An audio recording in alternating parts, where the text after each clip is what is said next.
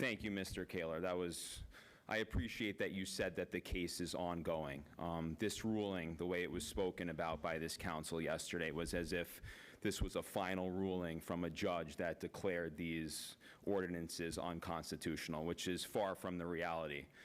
This was a temporary injunction, but I'd like to update everybody because today we just filed the motion to intervene because at the case, Save Boca, the judge allowed the plaintiff to go against the city in the case as a quote-unquote defendant, even though the city was a defendant in name only, because they did not defend the case. In fact, they actually bolstered the plaintiff's case.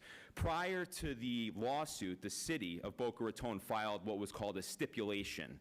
And in that stipulation, it was comprised of quotes from Mr. Singer and Mr. Wigder stating their opposition and how they thought the ordinances were horrible.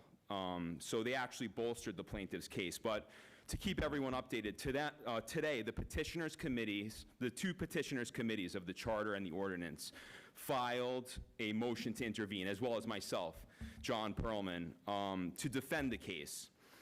Because actually, the plaintiff in the case filed a case in early October and then dismissed it. And then he refiled the same case later on. And what happened was he was essentially judge shopping, which is not allowed by the law.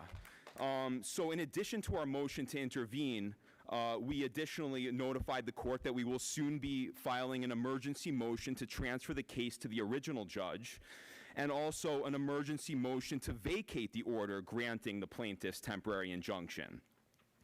So all of this is in motion, and when the plaintiff filed the case, there was a box where it was a question. It said, and this, I'm talking about the second time he filed it, after he had judge shopped, and there was a question. It said, has notice of any known related case been filed? And this was submitted to the second judge, and he ticked off the box that said no.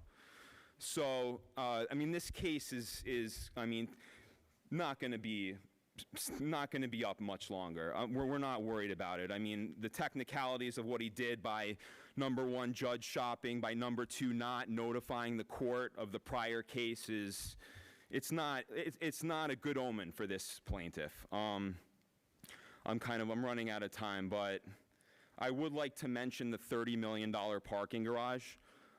That's more than the market pricing for a new city hall. Because at market pricing, a new city hall would be $25 million. They're building a parking garage of $30 million for private uses. A shame. Michelle Grau.